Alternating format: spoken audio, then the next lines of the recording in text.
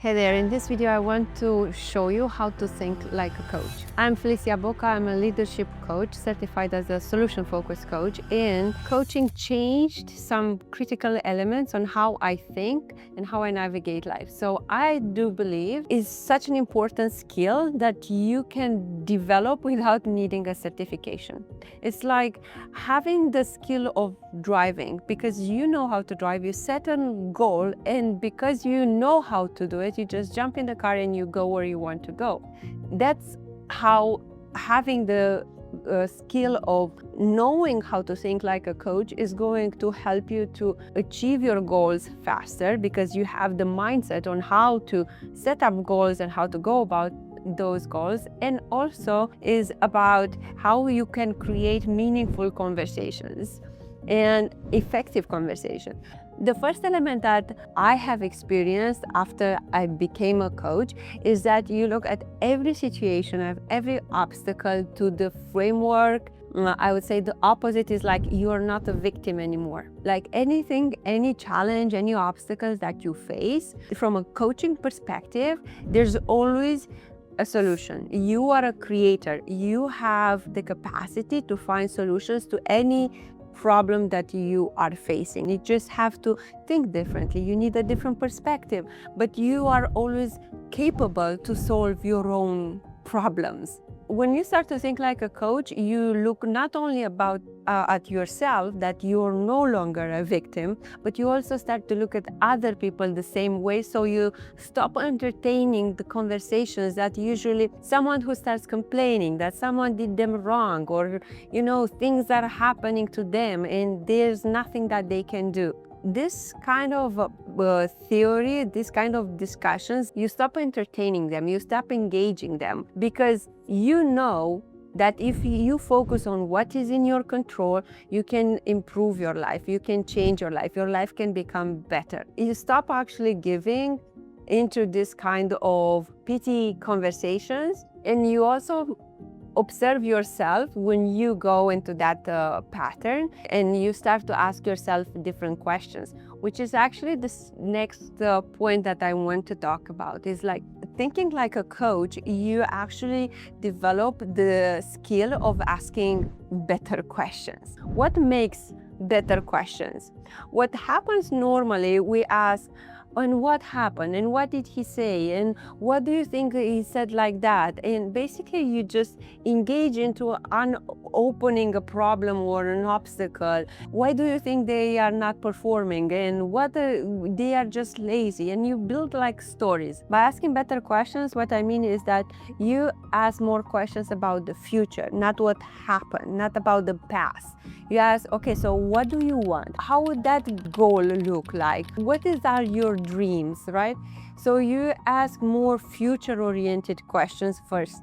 Then the second type of questions are more oriented, like looking to reveal what is already good, what is already working, what are the strengths, what are the resources. Because as a coach, we know that the only way forward is by actually engaging and leveraging these elements, your wins, the people you know, your strengths, your skills, and put them to better use. We mostly forget about these things. We discount them, we minimize them, we think they are not important. But when you put light on them, that's when you empower yourself, and you can empower others in the conversations that you have. Because when they say, but I don't have money, or I don't have time, you don't buy into that story.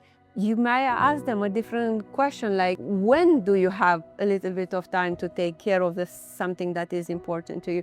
You always find, was there a time when you found time for yourself or for something that was important? And they might surprise themselves that they actually might have more resources than they thought. One example is for me, and I've shared it, is that when I was in the village and I wanted to continue my studies, I needed help with math lessons, and we had no money. My mother said, why don't you ask your math teacher, to maybe she wants to give you lessons. And what we have is like, we have chicken and cheese. And guess what? I went, I found her number in the book back then, and called her and asked her to meet her and told her that I want to continue my studies and I think I need some help, extra help with my math, but I have no money and I have chicken and cheese. And I had the resources available. I could have said, I have no money, therefore that's my life. But we still have different resources that we can put to use. And therefore, my math teacher said yes. She gave me some math lessons. I'm today grateful. And after that, I was actually using those skills to trade math lessons with literature lessons, or even a colleague of mine sewed me a pair of pants for math lessons. So we multiply. When we acknowledge our resources and our strengths, then we can create a better life for ourselves and for others. When we think as a coach, another crucial element is this question: what is one thing that I can do? What's one small step? What is still in my control? Because no matter how much clear and big you dream, and no matter how much you assess your strengths and you say, I can do it, you still have to define, make a plan, right? I want to test this for 30 days, or I want to take this next action. Because with action, you're actually testing your ideas against reality, and then you take feedback. You don't know if, but what if I fail? You don't know until you set yourself, take action, and then you take feedback. You're not failing because you're always learning something out of it. There's always something good coming out of you taking action towards the things that you want. Most people don't ask this type of questions. They ask questions like, what if I fail? What if it goes wrong? Am I even worthy? And these are questions that are disempowering. They are fear-based questions. And coaches have questions that are empowering, that are give people more confidence, more clarity towards their goals. The last step that I personally experienced and I want to share with you, and is really important if you want to really think like a coach, is paying attention on how you are listening when other people talk and how others are listening to you. So I was at this meeting and I met a girl, and she was very fascinated. She was a copywriter, and I wanted to learn more about what is she, how is she using this skill in what industry and so on. So I asked her some questions that are really curious. And at one point, she stopped sharing about herself, and I felt like she had made that switch when, I talked so much, I should ask a question back. And then she said and how do you do? I was preparing my answer, or a question more clarifying, what do you mean by what do I do that I'm doing live, that I am doing so many things in my life. But at the same time that she asked me the question, she picked up her phone and she was kind of waiting for me to answer, but also very busy on her phone.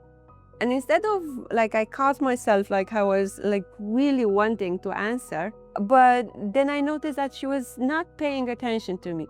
And I didn't want to talk to someone that is giving me, 25% of her attention. So therefore, instead, I asked another question.